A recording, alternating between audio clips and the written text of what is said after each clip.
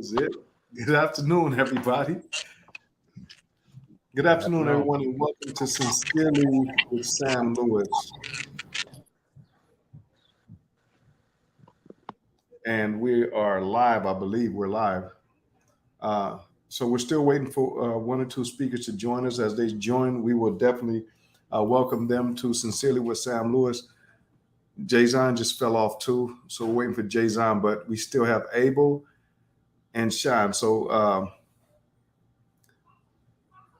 I want to welcome everyone here. Right now, it's Junior Vargas and Sean Landers that I want to welcome.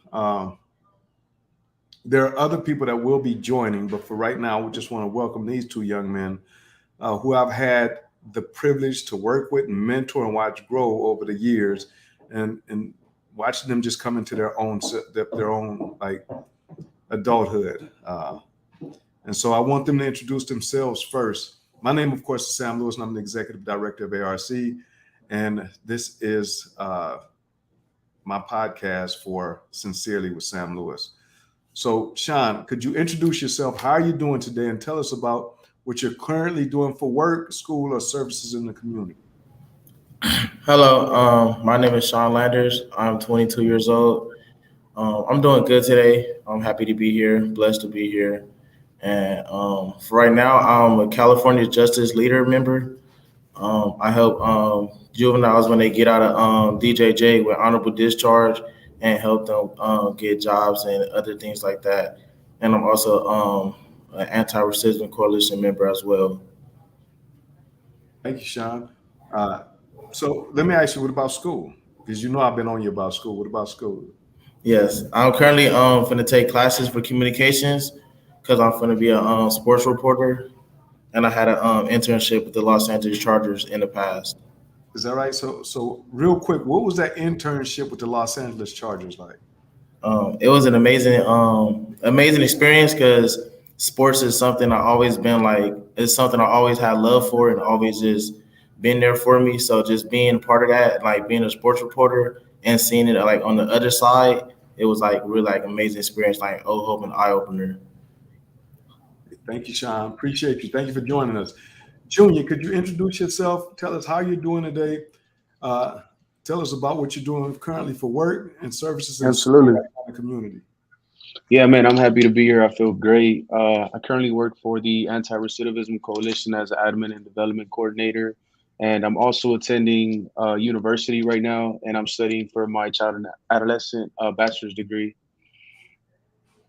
Wow, nice. How long before you finish your bachelor's degree? I'm actually 100 units in, so hopefully I'll be graduating in the spring of 2024. Okay. Any plans to go further than the bachelor's? Absolutely, yeah, I'm thinking about going for a master's, 100%. That's right. That's right. Love it. Love it. Yeah, Thank you. Thank you for joining us, Junior. no Jayzon, problem. my man, how are you? So, Right. could you introduce yourself? Tell us how you're doing today. Tell us about uh, what you're currently working or doing for work, school, or services in the community. Okay, my name is Jayzon Cotton. Um, I've been involved with ARC since I was about 16. Right now, I am working as a youth administrator, pretty much for events, programs, and anything in that nature. Right now, I'm working on crafting my music, productions, and just all sorts in the music industry. So,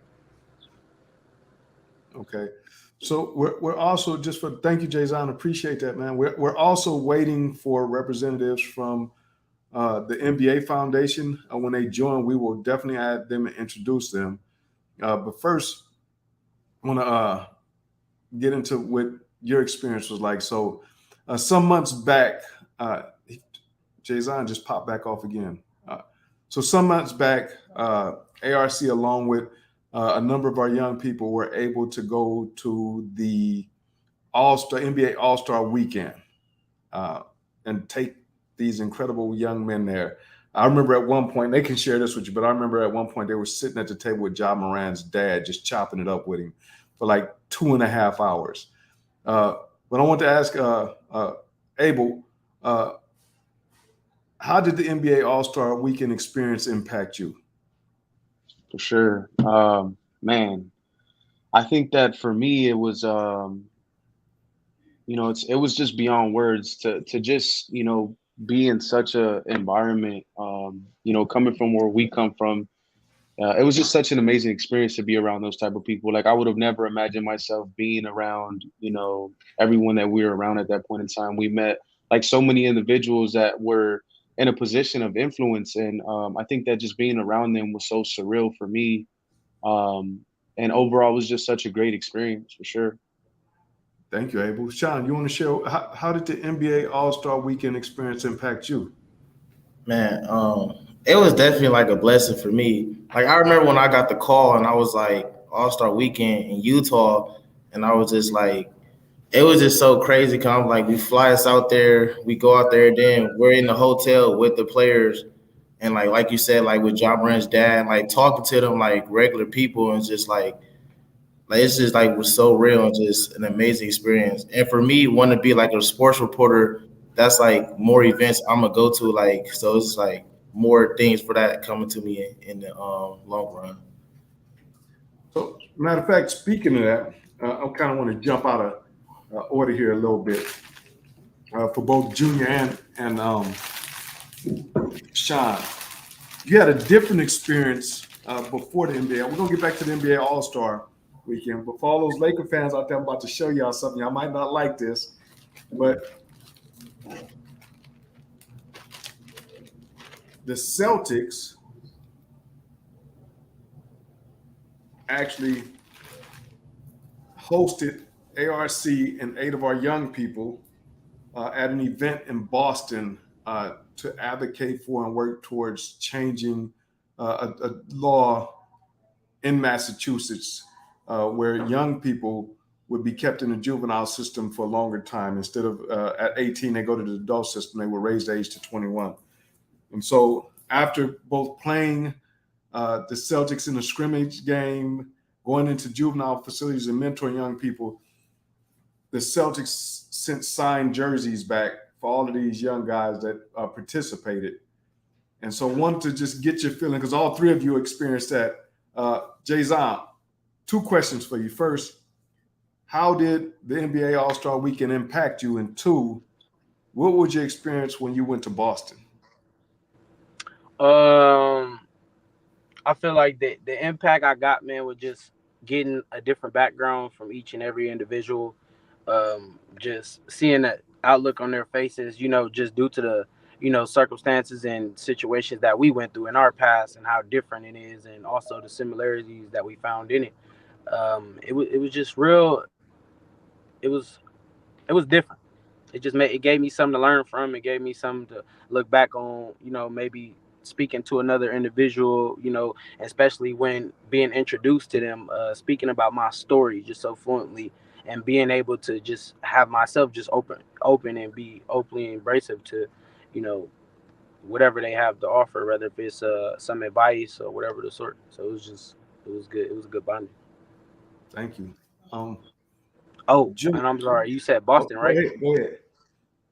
And you said Boston. What was the question for Boston? I'm sorry. What was your experience like in Boston? Uh, I feel like that was my first time really being openly about where I'm coming from in just so many amount of seconds. So I feel like I got a lot off my chest. It was very relieving, especially due to the times. Around that time, I was rarely just getting home around that time, so it was a little bit harsh just being explanatory about the situation, and people understood well and they see my picture well, so it was great. Thank you, Jason. Appreciate it. We've just been joined by Adela Ruiz. Let me introduce her. Yay! Thank you for joining. So, Adela is from the NBA Foundation, uh, as well as some of our. So, she's from the NBA Foundation. She's been intricately involved with a lot of the stuff we're going to be talking about here. Uh, she's a philanthropist who embodies the spirit of next level leadership through her extensive work and commitment to disadvantaged communities. And our young people go through a lot of stuff. Like these are the type of philanthropists and people that support our young people that we need. Uh, and so I just wanted to check in with you, Adela. Could you introduce yourself? How are you doing today? And tell us a little bit about the work that you're doing. Yeah, so thank you all for having me. And really great to meet Jason Jr., Sean, and see you, Sam. Uh, Adela Ruiz, and that introduction was very generous. I'm the director of programs here at the NBA Foundation, and our mission is economic opportunity for Black youth specifically. And so we work with incredible organizations like the Anti-Recidivism Coalition to really sponsor programming in service of young people. And so to date, we're new. So the foundation's been around this summer. It's been 3 years since the foundation was established, and about 2.5 since our team has been in place. We've reached over 200,000 young people and have awarded over $75 million in grants in every NBA market. So my role is really, I think, the best role, which is working with our grantees every day and our young people, and making sure we are not only giving grants, but allowing for our organizations to use the NBA's platform um, to tell the incredible stories of what they do. Thank you. Adela, can I ask you, what inspired you to pursue a career in philanthropy, and how did you get started in this field? Yeah, so I didn't know that philanthropy was a job when I when I started my career. I actually started my career um probably around the same age um as our young people on the call. I was a teenager wanting to help my community, and we started a small nonprofit in Queens in my local community, and I learned everything in like the basement, the church basement of my community, filing for a 990. What is a 501c3? So I didn't know a lot about it. And when I ended up finishing grad school, I was just on a job search because our nonprofit was mostly volunteers, and we ran it for about 8 years. And in my job search, I started applying to everything, things that were interesting to me, human rights, social justice, and ended up getting an interview and landing a job at a big foundation. And there I learned that not only was like giving out money a job, but it was a whole sector that focused on how do you support organizations, help them build capacity, what does it mean to grant make with equity. So I learned all of this, and I didn't know it was a career until I was in it. And being in it, I just continued to develop myself, learn, meet people, and figure out how I can use my talents and my skills to help. And that's how I ended up in this field. Thank you, Adela. One other thing, I'm just curious. Can you share a particularly impactful initiative that you've led in this work, and how it's made a difference in the communities that you serve? Yeah, I think I'm gonna be very on the nose here. Successful initiative, the NBA Foundation. I have to. We're That's talking right. about All Star. Really one of the proudest initiatives in my career. So as I mentioned a few minutes ago, the foundation was established in the summer of 2020, really as a response to our players, our teams. If we bring you back to the bubble, the Milwaukee Bucks refused to play. It's a big moment for the NBA, and I think the country, and a lot of grief around what more can we do um, to make uh, to make the country better and to respond to racial equity in a meaningful way, not just by putting like a public post or sending an email, but what would it take to show up for communities in ways that were tangible and that were felt. And so I remember getting a call from the NBA. I thought it was a joke. I was like, oh no, like I don't know anyone there. But it actually really was a legitimate call, and they're like, "Oh, the NBA Foundation." I'm like, "The NBA doesn't have a foundation," and they're like, "No, we're building it.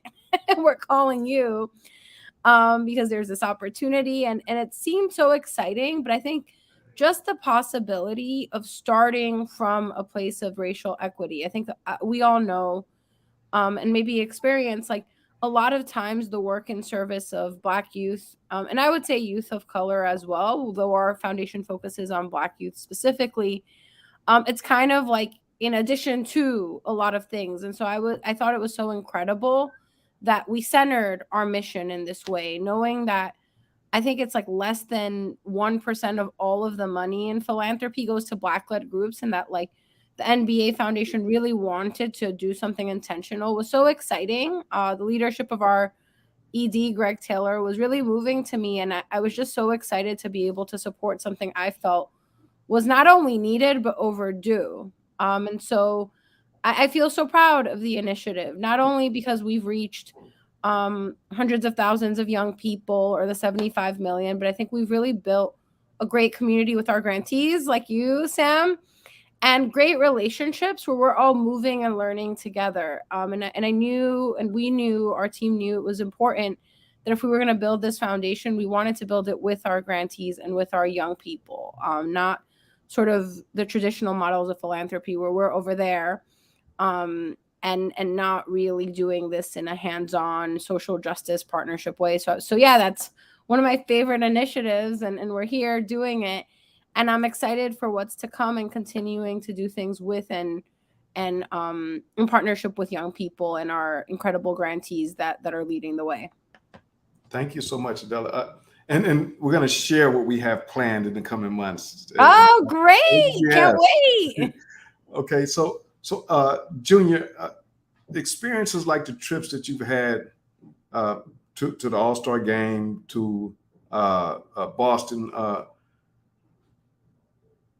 What's the first word that comes to mind and why? And I'm going to ask you, Sean, and you, Jason, the same question. You're muted, and the logo's over your face from my screen, Junior. Oh, can you hear me? Now I can hear you. Yeah. Okay, I would say empowerment. Empowerment. Yeah. Why? I just feel empowered in those spaces. Like I was able to, a backstory obviously is like, just being incarcerated, we don't have power being incarcerated. We don't have a voice, and we kind of have to just pull through our circumstances and put up with a lot of stuff. So I think that while I was in these spaces, I was able to share a different side of things, a different narrative. And I definitely felt empowered in those spaces to just talk to these people who, like I said, are in positions of influence. Was just like such an empowering experience for me. Thank you, Junior. Sean, for you, one word that describes what the experience of these trips, and how does it make you feel? The word for me is blessed because without God, I wouldn't be doing none of this, to be honest. And I feel like when I was locked up, like I prayed a lot, and that's when I really like start praying and like really like tapped in with God. And so ever since I've been home, I just been doing what I have to do, and just blessings just keep coming. So I just been blessed. Thank you, Sean. Jason, these trips, you experienced both of them. First word that comes to mind and why? I'm gonna say gratified, grateful, because this is not only just any moment. Not any kid in the world. Like I'm doing, respectfully, I'm doing better than some of the kids right now. They met. I met some important people. You know what I mean? These are one of the most fascinated basketball players or just talented people in the world. You know what I'm saying? So, and not only that, for them to that it's a way of coming back to the community as well. Like I'm part of the community where there's slight chances of opportunity, and for me, being at 24 right now and meeting those opportunities and situations like that, it's so important to me. It's something to cherish. It's something to be grateful for, because not everyone is allowed to have this opportunity. You know what I'm saying? And for me, knowing what I am willing to do with it, know what I do with it to this day, it's I'm so grateful for it. It's something to be honored for sure. Hey, thank you, Jason. Adela, when you witness young men and women experience these trips, how does that make you feel? Yeah, I think it makes me, and I would say my whole team, so proud. We think about the history of the NBA and just the families and all of the work that our players, colleagues, staff do, and the neighborhoods that folks come from. And it's a point of pride to have young people from the same neighborhoods present, from the communities that are continuing to this day to support the NBA and our fans. And so super proud because we want to reach young people. wherever our executive director, Greg, says from the valedictorian to the court involved youth, we want to reach everybody. So to know that we have so many incredible young people supporting, showing up, and part of our fan base makes us so proud. Thank you. Thank you. And just want to say, like, if you don't know this foundation and the people that support it and are behind it is incredible. Being able to observe the experience our young people have had the opportunity to experience in a way it makes their eyes light up, but also how it helps them determine like where they want to go with their lives. Sean already said he wants to be a sportscaster, and he's like gung ho to do that. And so I'm looking forward to that. Want to ask you, you both had an opportunity, Sean and Junior, and Jason, when he jumps back on, he's just getting off from work, so his Wi-Fi seems to be going in and out. You had the opportunity to go to Boston, and in Boston, we visited a youth facility where young people were incarcerated and facing long sentences. Then we were able to be hosted by the Boston Celtics, saw their incredible training center, and then you all had the opportunity to play against them. What was the biggest highlight for you during that time when we went to Boston? Junior and then Sean? Definitely going inside the juvenile hall was it was a really cool experience to be able to sit in a circle with other, individuals that were in the same situations that we were in at one point in time. To be able to identify with them and have conversations on the flip side of things was so cool for me personally. I think that, at first I realized that while we were in the circle, a lot of the individuals that were there, a lot of the kids were kind of closed off. But the more we started sharing our experiences and our side of things, their walls began to come down. So, that aspect of connection, I think, was so profound to everybody in that room. And, I know I even actually was on a FaceTime call with them afterwards with Scott. And, like I said, it was just such a great experience to just be able to connect with them and just to bring another level of hope to that community. Absolutely. Thank you, Junior. Sean, for you, during that weekend, what was the biggest highlight to you? My biggest highlight was also going into the juvenile halls because, like you said, there was I think like 16, 17-year-old, like no older than 18, and they all was facing like life basically. And for us to go in there and like talk to them and just give them like a little bit of hope and just let them forget for like that whole little hour, let them just forget about all the problems they got going on back in their cell, just to talk about everything. And then afterwards play the basketball game with them, which don't happen a lot. We just like have fun with them. Then you can see all of them just smiling, just laughing, having fun, and just forgetting about like everything that was going on back in their cells and stuff. That was like the biggest highlight for me. Okay, but before I go to Jason, same question to you, Jason, but just in 1 minute. I have to ask this question because you all paid, it was the best 2 out of 3 games. Who won those games? Okay, we'll leave that one alone. You weren't supposed to bring that up, Sam. we gonna move forward. That wasn't on the questionnaire. Okay. Yeah, that was, all right. It wasn't part. Jason, for you going to Boston, what was the biggest highlight to you during that trip? Going to Boston, I feel like it was interacting with the kids as well. Like it wasn't just only us, who also went through the impact and such. It was also kids just coming up in a generation, as for just how they're seeing things as well. So, we was just part of that group, and it was just so much to speak about, even speaking with the young individuals, like seeing them so amazed. Like I never got the chance at all, you know what I mean? And for me to be right there with them, right in the game, just vibing it all the way out, man, was incredible. Just let me know just something I was missing out when I was younger. Thank you, Jason. Adela, for you in this work, what has been one of the challenges in this particular field of work for you? Yeah, I think starting something new is always hard because it's not like you walk in with everyone with like the blueprint, right? Especially when you want to build something new that no one's ever done, including you. So if no one's ever done it, it's actually really hard. And especially when you want to do things in a way that includes a lot of people and bringing people together and sharing ideas, a lot of this takes time. And yet, we do want to move really fast because we know how urgent our work is. So I think that part is really tough. And I think um, another tough aspect is just beyond like building things and trying to be innovative, is really trying to explain or sort of uh, bring everyone with to your vision, right? Like, or to the vision. We have a very specific mission, and I think it takes time. It takes time for folks to understand, and we get a ton of questions. Why this mission? Why now? And so, not necessarily challenging, but it takes time to sort of build things well and be able to get people excited about your idea, your vision, get people to trust and believe in you and the team. So I think the time, and for me personally, I'm impatient.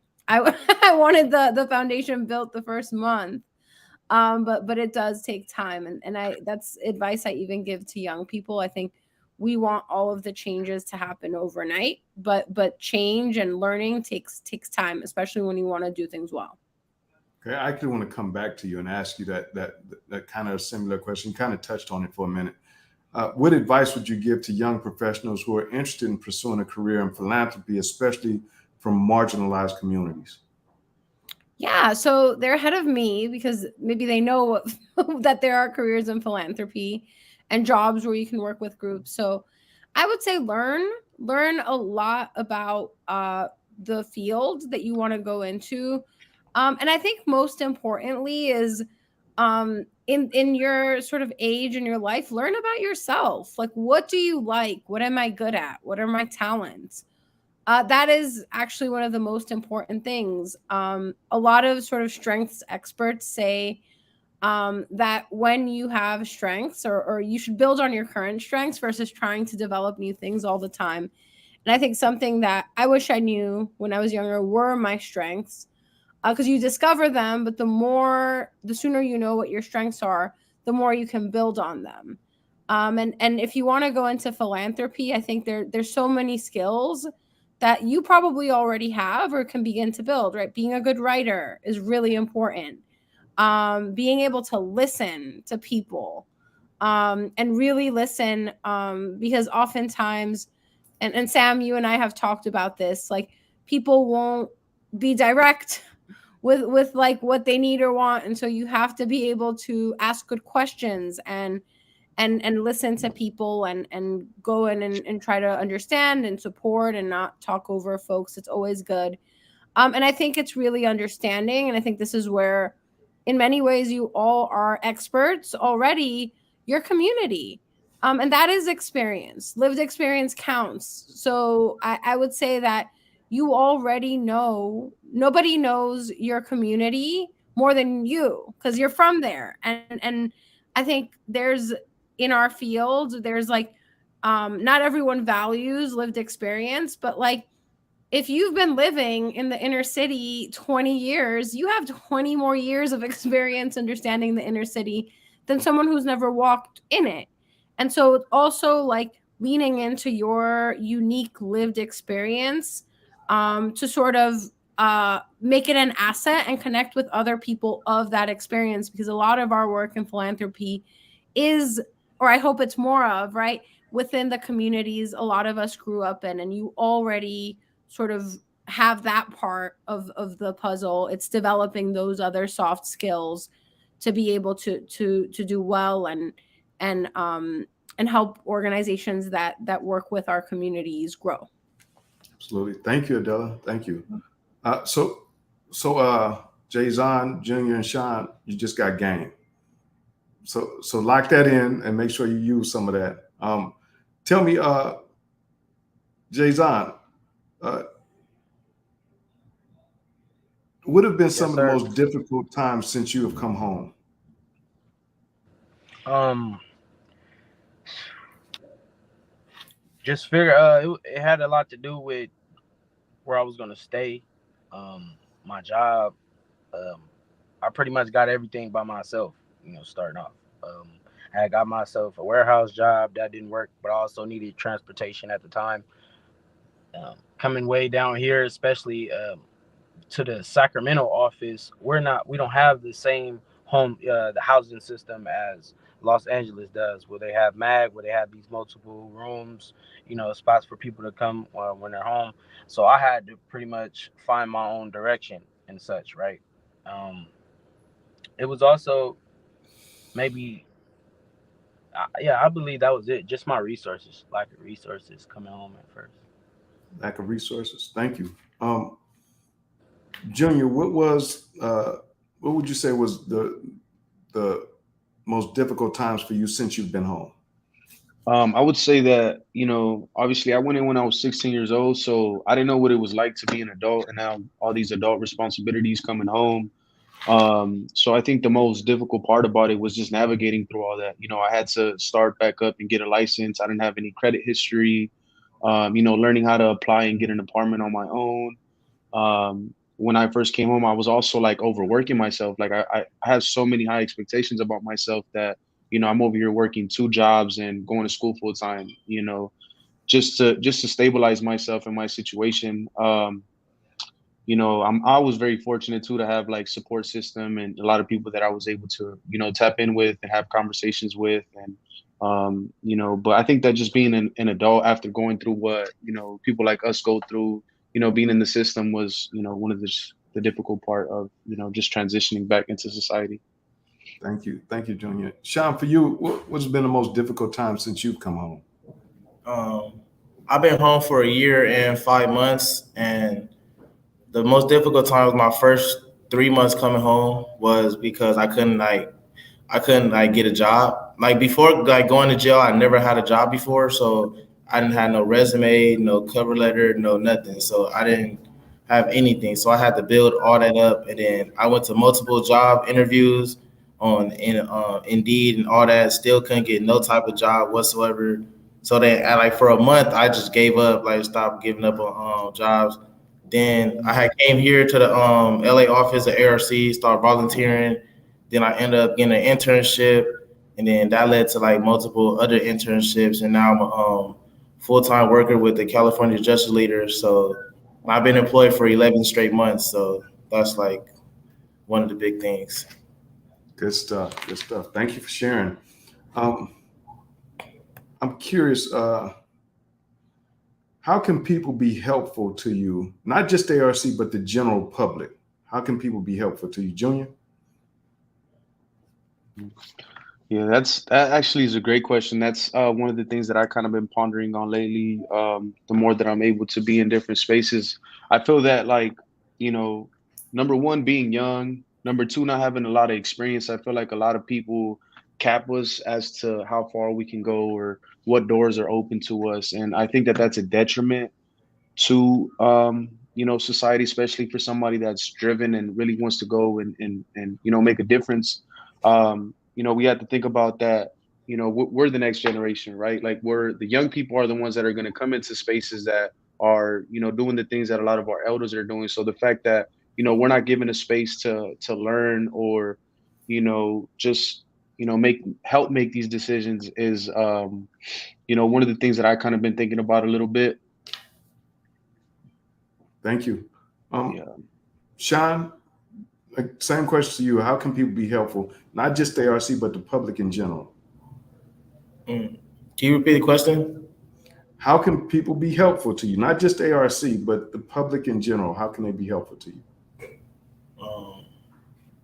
I don't understand. Okay, so you want to be a sportscaster, right? Yeah. How can people help you become that?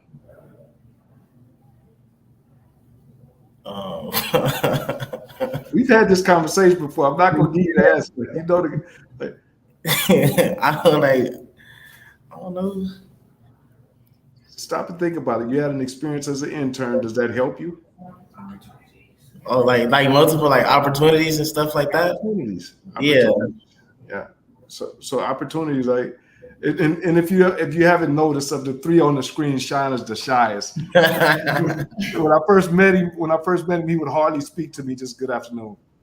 We're like, is that the only word you know? But yeah. So Jason, same question. You like not just ARC, but the public in general. How can they help you?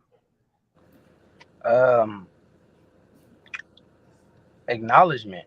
Just acknowledge me for my creativity, for my ideas, for what I got for for the future. Because believe it or not, due to all just as an individual, I made mistakes in this world. I'm not perfect, but then again, solution is solution. What I mean, if I got better ideas to commute to the community, then I think that should be a bet. Especially if it's positive, it's interactive, and it's something that's helpful for sure. That's it. Just acknowledgement. Thank you. Coming up to a couple of last questions. Adela, what does hope mean to you? Yeah, so I think I'm gonna like cheat a little bit, but hope means this group of young people. And I just think you, Sam, and everyone who believes that we are more than sort of the worst things or the worst choices that or situations in our lives, right? I think we all go through challenges or start in difficult places, but hope to me is sort of like the voice in your head that wants more and that sees more and that sort of um pushes you, right? Like on the day that you don't want to get out of your bed, on the day where you don't think anything will change. That's hope to me. And I think really knowing that no matter what, you can always try again because that's important, right? Like we all fall, we all feel discouraged or depressed or anxious, but hope is knowing that tomorrow will come and you can try again. That's what it means to me. Thank you, Adela. Junior, what does hope mean to you? Hope is multi-meaning for me, but man, I think hope for me is literally just creating some vision of faith in your mind to pursue something, and just trusting in the process and knowing that this is something that could bear fruit, and it's something that you can strive for and accomplish, and not letting that ideology go. Thank you, Junior. Sean, what does hope mean to you? Hope for me is like just to not give up and just keep going because it's been plenty of times when I was in the cell and just like once just be like, man, like I don't even care what's gonna happen, just sentence me already. But it's still like I had hope was like just coming home. Just like when we went to Boston and we was in the juvenile halls with the kids and just talking to them, and like Scott was telling them like all the things they could do when they come home, and just you can really see like the hope in their eyes, like damn, like if I get out and I go to California and just go to Hollywood CPR and do this, like I could do that. Like that's what hope is to me, just giving people like a pathway. Love that. Thank you, Sean. Jason, what does hope mean to you? Um, Definitely, I would say some type of foundation of support. Um, Something that you can see, feel in some type of way that allows you to believe. Believe something can be done. Something that allows you to be optimistic about the situation. Like nothing can stop you. It's possible. The door is open. It has something to do with you. Either reaching it, touching it, seeing it yourself, in order for you to believe that it's possible for yourself. So definitely, that's Thank what I you. think hope is. So, so we're about to wrap this up. One, I just want to thank you all. Like, thank you for being the amazing people that you are. Like, I've had time to get to know you, to watch you grow, to watch you like come home, and just your pathways that you're creating for yourself. So thank you for allowing me to share that or be a small part of that. But I want to ask each of you, Adela, any closing thoughts you want to share with the audience? Yeah, so I think I want to thank you, Sam, for everything you and your team at ARC do.